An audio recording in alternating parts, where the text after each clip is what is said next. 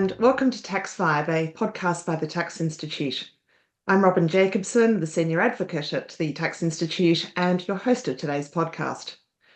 On the show, I chat with some of the tax profession's brightest minds, drawing on each guest's unique perspective to give you valuable and practical insights you won't hear every day.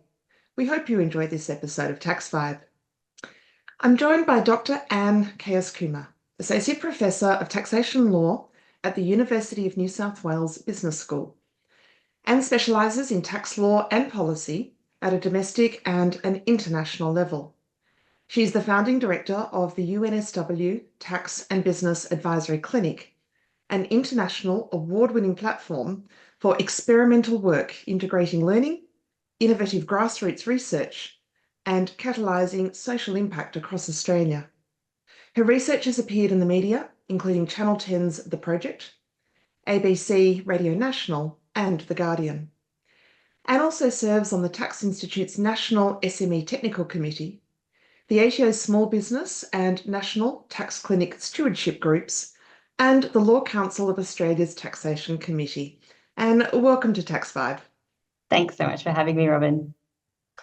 Look, this is a really important conversation that we're going to be having today. And I just want to firstly thank you for the time and your commitment to this space as we talk about economic and financial abuse in relation to, in particular, intimate partnerships.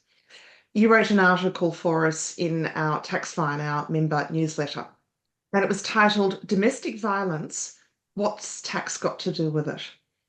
Now, leaving aside the really catchy title, I think this is such an important social conversation to have. And I thought as we take a more serious pathway from more regular tax conversations, and we delve into how the tax profession can take a role in identifying and disrupting financial and economic abuse, can you just set the scene for us as to, on the national landscape, where's this sitting? How's the conversation going? What's the narrative like? Because we've seen a lot of increased media coverage in this space.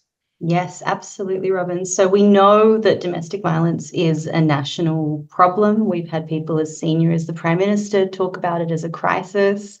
We also know that most cases of domestic violence also have an element of financial and economic abuse. And we know the numbers are really staggering. So the ABS most recently estimates that 16% of Australian women and around 8% of Australian men have experienced intimate partner financial abuse. So we're talking 2.4 million Australians, and that's likely an underestimate because tax so far hasn't really been as deeply understood. They're staggering figures. Absolutely. And we'll get more into the stats and the data and the trends. But for our listeners, can you explain or define what is economic abuse or financial abuse? Perhaps those terms are interchangeable. And does it relate to domestic violence? Yes, absolutely. So what is financial and economic abuse? There's a lot of literature around defining it and unpacking it, but at its broadest, it's about a perpetrator in an intimate partner relationship using money as one of the tools at their disposal to control the victim survivor. So that just adds to the pattern and the dynamics of power and control and coercion.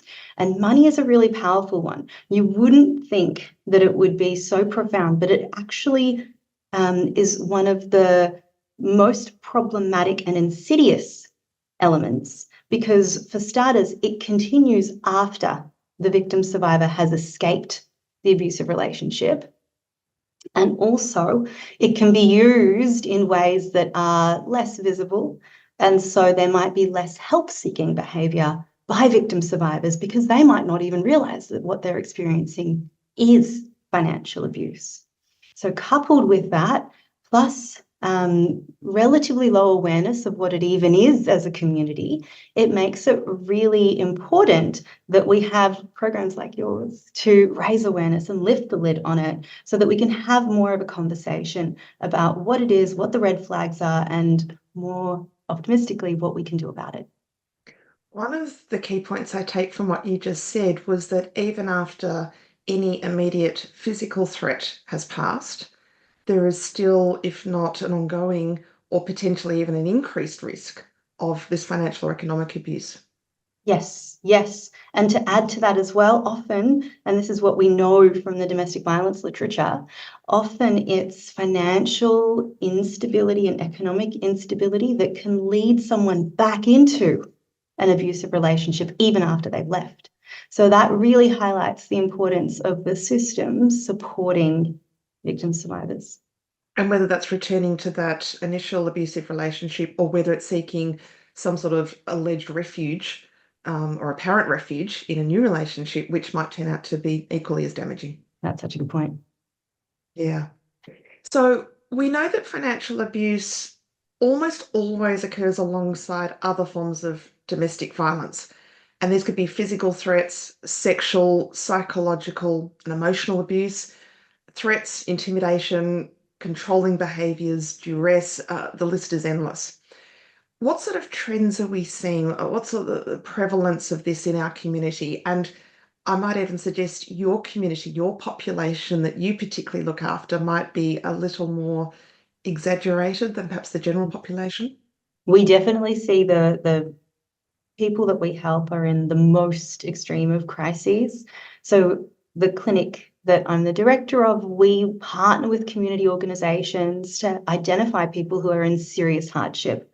And since we've started, we've always seen an overrepresentation of particularly women who are experiencing domestic violence and financial abuse. That manifests in really unexpected ways when you layer on the tax piece. That goes back to your question, what's tax got to do with it? And ultimately, it boils down to business structures and joint and several liability. Once you have any sort of mechanism, and this applies beyond tax as well to other facets and other areas of law, once you have some sort of joint liability at play, it is vulnerable to abuse by a perpetrator who can, as a tactic of control and revenge, allocate, sometimes without the victim survivors knowing even, allocate tax debts into that person's name. And that might not even come to light until, for example, that person receives a director penalty notice. So, for example, one of our clients had that happen to her. She came to us in tears with a director penalty notice for a company that she didn't even know existed, let alone that she was the director of. Yeah. And that's where my mind was going. You've got obviously the case of multiple directors. So let's assume that we've got two people in a relationship who are both directors of the same company. In the ideal world, they're of course appointed formally and they know when they're signing off that they have been appointed. But we've heard of straw directors where unscrupulous directors might deliberately approach homeless people or people who are down and out and are very desperate for some money, and they'll take it on in order to become a director of the company without understanding the implications. That's slightly different. This is where perhaps that director doesn't even know they've been appointed. But the other place that my mind went was, of course, partnerships. And there are a lot of small business partnerships which are in a domestic relations sense set up. And so you could immediately have that joint and several liability where one of them just walks away from all the commitments and obligations and leaves the other partner to carry the mess. Precisely. Yes. And we have had situations just like what you're describing, Robyn. Yeah. What do you think is driving this? So we've seen a lot of increased discussion. Is it because there's greater awareness of the issue and the community's talking about this more, a little bit like other things that years ago were taboo and now we are talking about it? Or is it a case of an increased rate of incidents of this happening? Or is it in fact both? That's a really good question. And while I don't have the concrete numbers because it's something that is still relatively new as an area, I suspect it is a bit of both. So on one hand, there is this increased awareness really catapulted to a national conscience since the Royal Banking Commission led to the big banks doing work on financial abuse and identifying things like $1 transactions being a marker of financial abuse. That's then really shifted the national conversation around financial abuse specifically. So there's heightened awareness of it, but also we do know that from the literature, increased levels of financial distress are significantly associated with financial abuse. And unfortunately, in a post-pandemic environment, we've seen a cost of living crisis that is not easing up, and people are really struggling. We know that there are millions of Australians who are living below the poverty line. We know that of people who are homeowners, around half of them are experiencing some sort of financial distress. So there is a lot of pressure financially across the community more broadly, and that can manifest in these issues being triggered and exacerbated. Do you have any numbers around the people who are going through this financial distress, either in what we call official severe financial hardship, or those that are feeling pressure but may not actually be seeking assistance? Yeah, that's such a good question. We know from the Financial Counselling Australia data that it's roughly 300,000 people per year who approach a financial counsellor. So that's people who are in such deep money problems and they really need someone to help them navigate those money problems. And we know from research that my team and I did, this is pre-pandemic, so the numbers are probably higher. We know that over a third of people who approach a financial counsellor have an unmet tax need. And of that third, roughly 90% need a registered tax agent because they are unable to manage the long-term overdue tax returns and BAS returns, and also tax debt discussions with the ATO. And really, like you say, once you layer in a small business angle, you really need a professional to help you navigate it. It's pretty much otherwise impossible. And yet, ironically, in most cases, there's a cost associated with seeking that professional tax advice unless they're going to something like a tax clinic. Exactly. Yeah. Do you think also we've got a bit of a cocktail going on where we are some years out of the pandemic and yet it feels that some people are still coping with that or dealing with that? There seem to be a lot of short tempers. We know there are mental health issues across the community, and it just seems a lot of this is fusing together with that cost of living pressure as well. And there may be people who have never experienced this before, who haven't been near mortgage stress, who haven't had the familiarity of being around financial distress and are now facing it. Yeah, So this is not absolutely. to excuse it anyway, but it helps to understand why some of this perhaps does occur. Yeah, absolutely agree with you, Robyn. I think one of the things that we were really surprised to find when we started collecting client data 6 years ago is that severe mental health issues were one of the most striking trend. About 80% of our clients self-report severe mental health issues. That was no surprise to colleagues in the mental health space, though, because they've established for decades that financial distress and mental health illness go hand in hand. They are significantly associated. So for us in the tax literature, it was new, but not new from a mental health literature perspective, which is informative for us because it adds an extra dimension, like you're saying, of these are all interrelated issues. I understand that ASIC has published some figures around the people who are reporting distress. In other words, they're trying to keep up with their loan repayments, but they're actually struggling. Have you got a figure around that? Yeah, I think the last time I checked, it was about 5.8 million Australians have some sort of financial distress, which is really troubling. Absolutely. And those are people who, I guess the literature is silent when it comes to people in poverty for the most part. And so there's a bit of a policy blind spot at that level too. And that's the focus of what we're doing with the clinic and finding really surprisingly that, for example, most of our clients have a tax debt that is quite significant. And that's up to, in some cases, $300,000 of tax debt, but they're on Centrelink. So it gets to a point where we really need to unpick what's happening, the difference between once you overlay the financial abuse angle, what the solution should be, because it's not right that if someone is not even responsible for creating a tax debt, that they are deemed responsible for paying it off.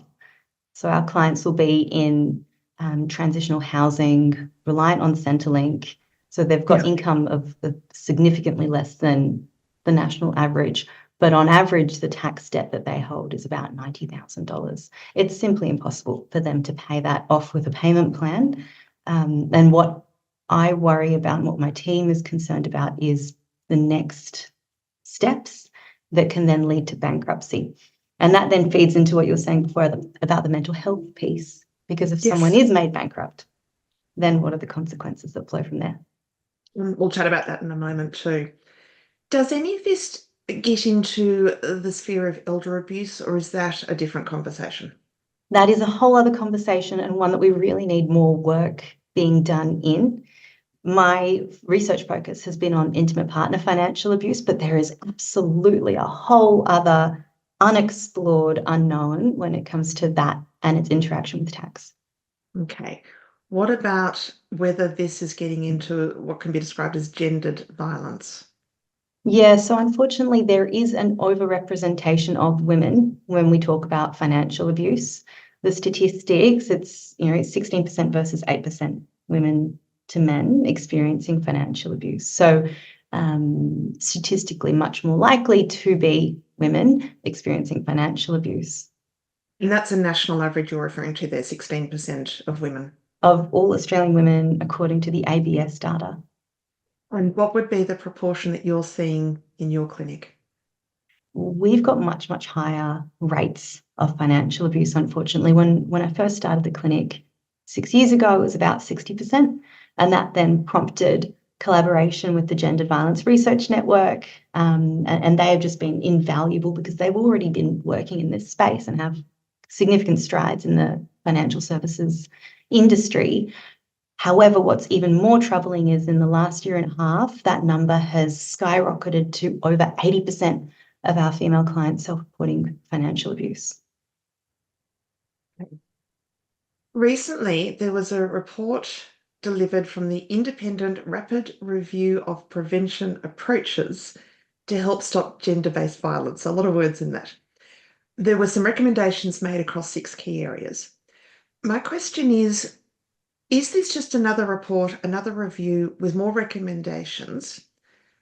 Does this report progress the conversation, or more importantly, progress action and solutions to actually make a difference to those who are in these very, very difficult circumstances? Thank you, Robyn. I think what's really special about the rapid review is we already knew from the national plan that tax was part of the landscape, but the national plan didn't have any concrete policy solutions.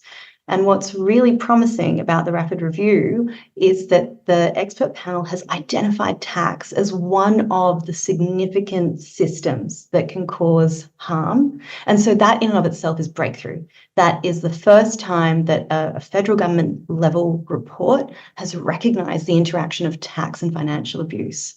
And so I'm really optimistic that with the report coming out, and then in October next month, the Parliamentary Joint Committee on Financial Abuse will deliver its recommendations to government.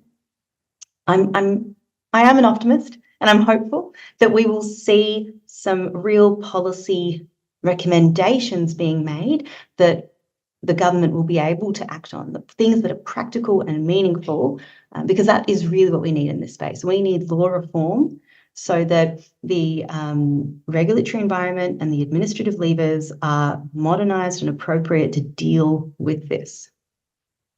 So let's unpack the tax side of it a bit more. With your background as founding director of the UNSW Tax and Business Advisory Clinic, what do you see and how does tax play a role in all of this?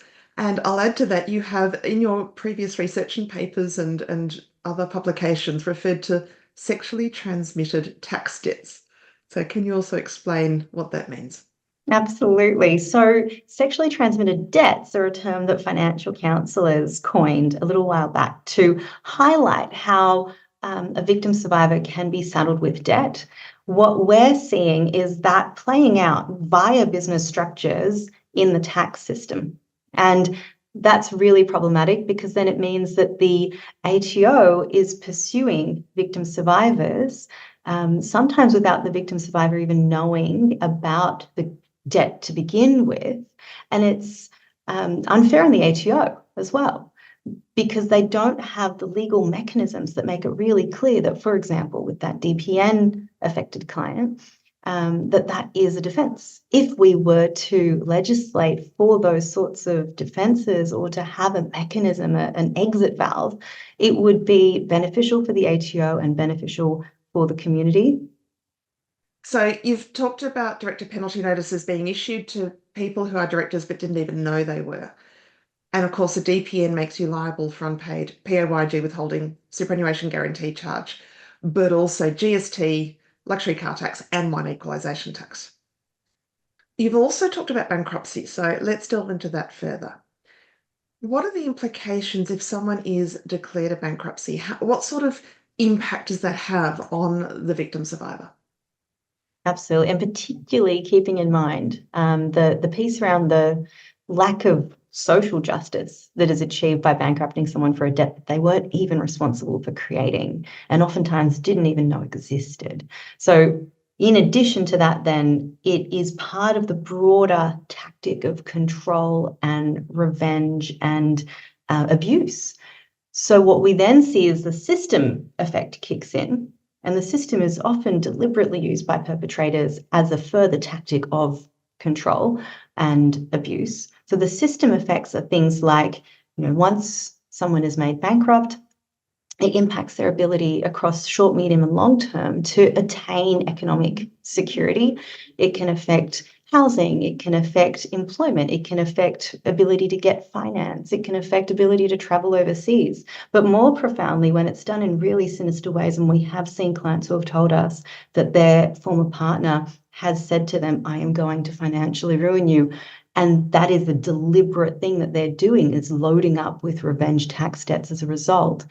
Once you overlay in family law and bankruptcy, things can get really problematic in ways that are really unexpected. For example, being made bankrupt can affect someone's standing in a family court matter, which can in turn affect their ability to secure child custody. So there are very profound ripple effects. But these words, and I'm going to reel off a bunch of them for you, are these apt descriptions of what you see with your clients?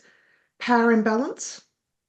You've talked about someone deliberately setting out to ruin the victim, intentional behaviour, revenge, calculated behaviour, vendettas, and energy put into destroying the victim. Yes to all of the above. Unfortunately, it's chilling. Yeah, it really is. What role does the tax system, and maybe this is a paradox, does it actually enable or facilitate this inappropriate behaviour? Or can it be used to harness good out of it? Is there a way of using the tax system to identify and prevent financial abuse? Yes, And I feel that you're more absolutely. likely going to be leaning on the bad list rather than the good list, but let's see how we go. I think the present state is bad just because we've had such poor awareness and understanding of it. And often when I talk to people, they are surprised at how the tax system is weaponized. It's something that we don't expect to see, but unfortunately at frontline level, it is commonplace. What we could do is turn this whole ship around and empower the ATO to identify and support victim survivors by bringing in legal solutions that give them the discretion to release victim survivors from tax debts created by the perpetrator.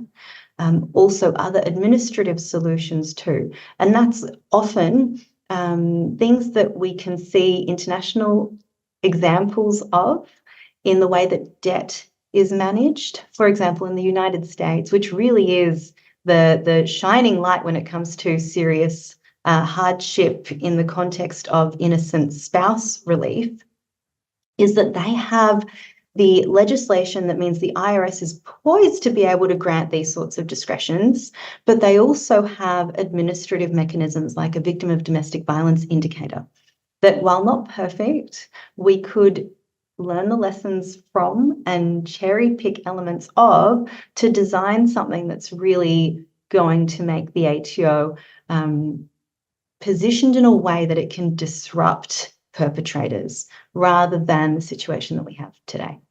How does the indicator in the US work? That one's a little bit complicated, but it goes to previous behaviour and screening. And then the IRS is able to keep a record of that. Another thing that we could be doing here, which I understand is forming part of the broader conversation around the national response, is sharing data across agencies. So, for example, ASIC, Centrelink, and the ATO. We know from previous work in this space being led by academics like Kay Cook that there is also the weaponisation of the child support system.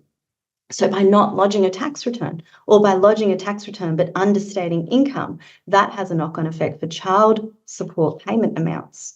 And we've also seen situations where perpetrators have deliberately understated and subsequently amended their tax returns, which then creates Centrelink debts, which then the ATO needs to pursue, and it gets to a really messy state because you can't get relief from your tax debts on grounds of serious hardship if you have other tax debts, and Centrelink debts are one of those other tax debts.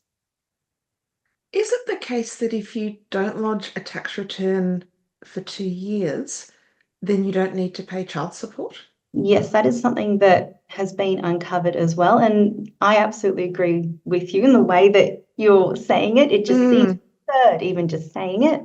And that's one of the deficiencies in the system that I'm hopeful that we see corrected as a result of the government work in this space.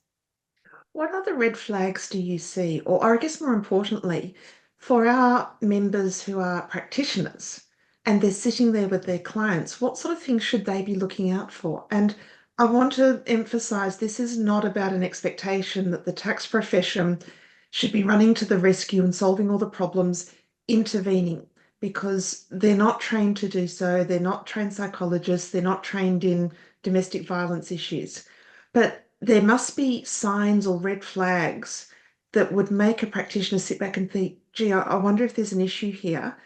And if there is, what could and should they do about it? So perhaps we break it down and firstly look at what are some of the red flags you're seeing? Absolutely. So in situations where decisions are being made, transactions are being made, organizations being set up, and that's happening as a couple, but without the written or evidenced consent of the client's spouse, that is a red flag.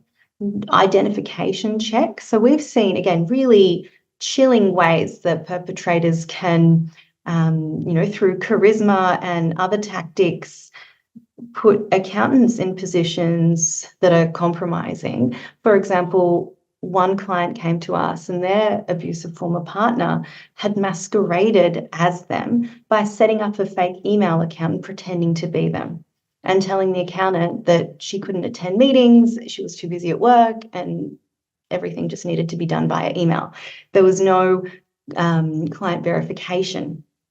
Now, that's not to say that solving that would solve all the problems, because you still could have situations where there is coercion, and so the client's spouse may be physically there, may be giving consent, but may actually be in a situation of coercive control. And we know that a couple of states, including New South Wales, have enacted legislation against that. But going to your point about what can we do as a profession, I absolutely agree with you. We are not trained mental health practitioners or domestic violence support services. It's more about where it is safe for both the client spouse and for the individual who's identified a potential red flag, where it is safe to pull them aside and say, this might be a red flag. Are you getting support? Do you need support? Something as simple as raising an awareness of it could have a trajectory changing effect. But any further action, I think it's imperative that that individual, that particular person, is empowered to do the next steps of reaching out. It's certainly an area where I wouldn't recommend any further action from a professional's perspective, but things like raising awareness around the need to get consent, the need to make sure that the individual has an awareness of what the implications are from a tax and liability and personal liability perspective are really important. So it's about an education piece rather than a crisis support imperative. Yep.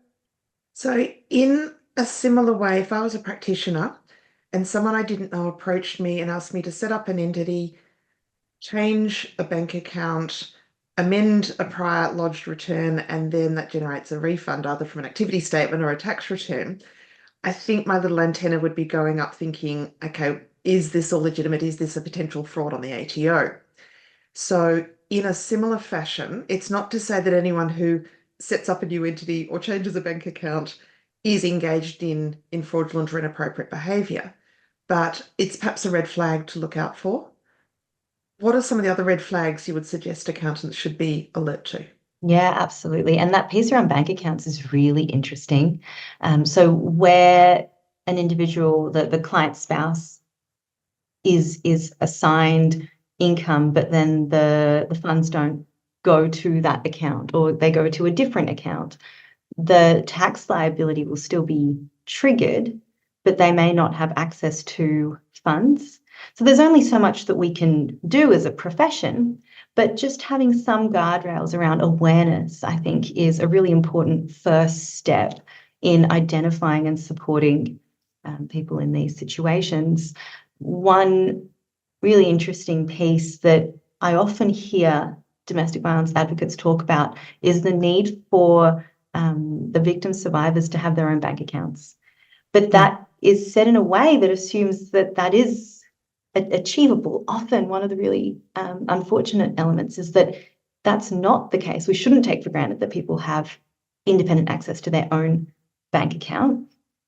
And the knock-on effects of that is also something that it's still early days, but does make you wonder when it comes to lodging things, whether or not you use an accountant via MyGov, for example, with director IDs, what potential issues there are that we're still, just scratching the surface of. So would you also be looking out for, say, changes in patterns of distributions from trusts or change in office bearers, so whether it be directors, trustees, appointors, shareholders, beneficiaries of trust, there's a whole swag of things there. Perhaps looking out for amendments of returns or activity statements. Yes, absolutely. Yes to all of those things, Robyn. Yes. And unusual patterns of really large numbers that can create large tax liabilities that are outside the norm of that particular operation. While that might just be a really good boon for that business, it could also be an indicator of other things. And we've seen that in areas that are adjacent, like with Protego. But it's just about, I think, from our perspective as a profession, the first step is raising awareness amongst the profession of what financial abuse even is and what those signs could be, and the piece around consent and coercion and how they interact. Sometimes the victim survivor will have knowledge, sometimes they won't. But in the US, it's really interesting because they don't require evidence of anything but the abuse to then be able to relieve the tax debt, which I think is really interesting because it goes to that piece around even if you had knowledge and so-called consent, there's coercive control. So as long as you can evidence that abuse was occurring, that is the legal threshold. We know in Australia about 2/3 of individuals use a tax agent, and this might be a difficult question to answer. But do you have any insight as to whether it's more likely to occur where a new client walks through the door, or whether it's existing clients that you might have been looking after for the last 10 or 20 years? That is such a brilliant question, Robyn. And I think because this area is still so new, we're literally in the infancy. It's only really been unpacked in the last 2 or so years in terms of the literature base from an Australian tax and financial abuse perspective. I would love to know what that number is. And it's something that would be really instructive to have the data around. We simply don't have as rich an understanding from an empirical research perspective. So potentially, if any of your listeners are interested in doing research in this space, that would be really, really interesting to have that data, and would inform government and policymakers. That It is strikes still me as an interesting approach, because if the data shows that, I don't know, let's say 80% of this was happening where it is a new client, then it means agents and practitioners more broadly should be that much more attuned to when someone walks through the door, to make sure the radar is up on all range of issues, not just whether there's financial or economic abuse, but of course if there's any fraud that's potentially being planned. Yeah. Whereas if the data is showing that it's more the longer term clients, the ones that have got fixed existing relationships with their agents, then that brings in a different dynamic again. It does indeed. And what we have seen with a number of our clients is that often, if they do have an accountant, it's the perpetrator's mate or contact. Yes.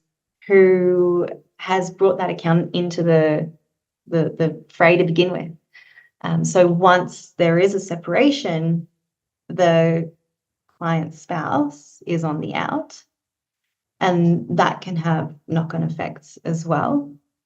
One thing that we unfortunately have seen occasionally is our frontline team not being able to get the records for the period that they were with that particular professional.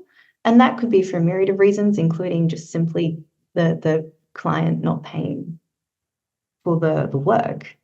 But it can be a red flag if there is a withholding of that sort of data. And so that would be really interesting to get a sense check of how prevalent that is, because like we've talked about, the clients that we see are really at the pointy end. They're the most extreme. But we do have situations like that, and that's echoed in what the evidence has been presented to the Parliamentary Joint Committee around the role of various professions and silence and subjugation across a myriad of different professions, and how that works as well. Where my mind is going is the Code of Professional Conduct and the Tax Practitioners Board and the regulation of the tax profession. And there are two things that jump out at me there. One is about managing conflicts of interest. And of course, if you are then in a situation where the client, as in two people, have separated, you then need to manage that conflict. There's nothing that says you must only act for one of them. But in a situation where it's quite acrimonious, then that could be a situation where you do need to pick one over the other so that you're not conflicted in that way. And the other is about the agent making sure they comply with the proof of identity requirements. So we know there are standards expected by the Tax Practitioners Board. They've got that in their guidance notes or practice notes. And so checking the identity and verifying who the client actually is a really important piece of this. And that's needed for so many reasons to safeguard against inappropriate behaviour. Absolutely. Your tax clinic, I just want to hone on this for a moment. I understand there are now 15 tax clinics across the country. You're getting Commonwealth funding, which is fantastic. And this is a really important piece of work. And I look at the stories, the reports, and of course LinkedIn posts about people who work with the tax clinics going to remote parts of Australia and providing tax and superannuation services to those who probably haven't heard too much about it. How's the work going, and is there anything the profession can do to support the clinics? Thank you so much. I really appreciate that, Robyn. I think one of the amazing things is our ability to collaborate, and also credit to the ATO for giving each of the clinics the discretion to formulate a clinic that best suits our geographical areas and serves our communities in the way that we were able to craft as we saw fit and where the demand was. When it comes to demand, obviously demand will far outstrip any supply in terms of frontline service provision. But I would definitely encourage anyone who's interested in contributing, whether it's in a pro bono basis, or in the case of my clinic, as an employee, albeit compared to what you'd be getting in practice. We'd only be offering you a peppercorn, but very much encourage anyone who's interested to reach out to your local clinic. And we are always really keen and welcoming of people who want to be at the front lines and help people who need it the most. Yeah, it's very, very honourable work and very much needed. Some Thank of you. the resources available to practitioners. Now, reiterating that it's not about putting yourselves or your clients at risk. Of course, the key message here is leave it to the experts. That said, there are some resources, and it would be useful if you could just run through some of these. I am aware in particular of the Redfern Legal Centre's financial abuse service in New South Wales. Is there an equivalent in other states? That's the piece that I think really highlights the deficiencies and the lack of awareness more broadly for funding when it comes to this. So like you say, Redfern Legal Centre's Financial Abuse Service is a terrific service, and they're a strong partner organisation that we've been working with from an advocacy perspective as well as a client work perspective. And there's also some brilliant organisations like CWES's Money Clinics, and they do some amazing work when it comes to economic empowerment and security. Unfortunately, though, that is quite unique to New South Wales, and we don't have across every state or territory a financial abuse specialist statewide service. So that is a gap, and it is something that would be really great to see, a change in the funding model and the policymaking framework so that every state and territory can have its own specialist Absolutely. service. What are some other services that are available to practitioners or to their clients? Broadly, there's 1-800-RESPECT. And so that's a really good first port of call. I wish we had a number for every state and territory that was financial abuse specialist and specific. But each state will have its own services. But at a top level, 1-800-RESPECT is a really good first port of call for people. If they're also experiencing financial distress and hardship, then the National Debt Helpline is really useful, as is the Small Business Debt Helpline. And they will be able to patch in other supports that are specific to the client's needs and the geographic area once they are made the referral out. Those are the primary ones. We were talking about the interaction of mental health, domestic violence, and financial stress. So mental health supports as well would be potentially something where a practitioner would be able to encourage, particularly small business in the current economic climate, to get support. But of course, it's hard because it adds to the burden of needing to go and reach out to get help. And that help seeking can be really powerful, but also can be quite overwhelming for people. So that's one of the things of, it's one of the challenges of, it's one thing to give a number to someone, it's another thing for that person to actually go and take the step of calling that number. But there's only so much that we can do as professionals. And I think the most critical thing is not necessarily the technical depth and the what is done, but it's the how. So if you have a client who discloses something that is financial abuse or mental health, it's about not just glossing over that, but instead holding in that discomfort and saying, thank you for sharing that with me, believing them, and asking if there is a way that you can support. And that can have a really profound impact on that individual, and it can even change the way that that person then chooses to disclose or not in the future. So that's really important to keep in mind as well. And of course, the practitioner needs to be mindful of the confidentiality rules around this, because they can't be disclosing their client's information to anyone without the client's consent. Yeah. All right, policy. So just in a minute or so to wrap up, what would you like to see change? How do we embark on this journey to make a difference to these people who so need assistance? Policy is such, this is the so what, isn't it? So what I would love to see is law reform that can give the ATO the right tools to be able to screen and support victim survivors. So we know from the US that they have multiple mechanisms for under different grounds. You've got innocent spouse relief that is specific to financial abuse. You've got discretion to grant relief for tax debts on grounds of public policy, which we don't have here either. And you've got serious hardship relief provisions that are much more robust than what we have here in Australia too. So the pointy end is the piece where the taxpayer is facing bankruptcy.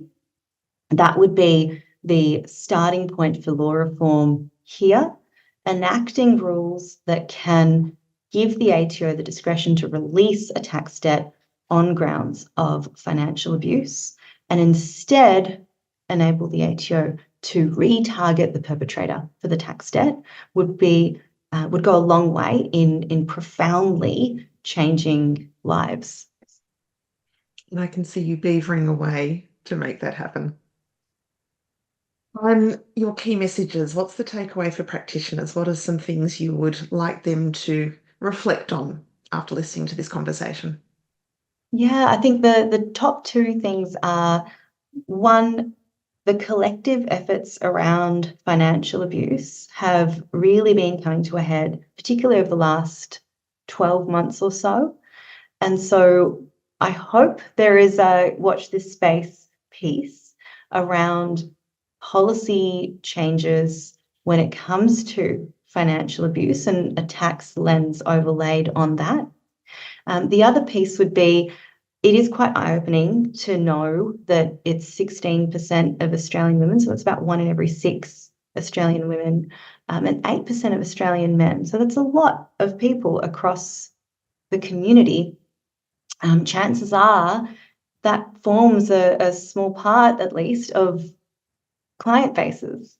And so to have a heightened awareness that this is a national problem and being aware of that and watching out for red flags of that can hopefully help to disrupt the abuse to the extent that it's within our control as professionals. Thank you. And I would add perhaps also the lack of awareness. There's no shame in still getting to grips with all this.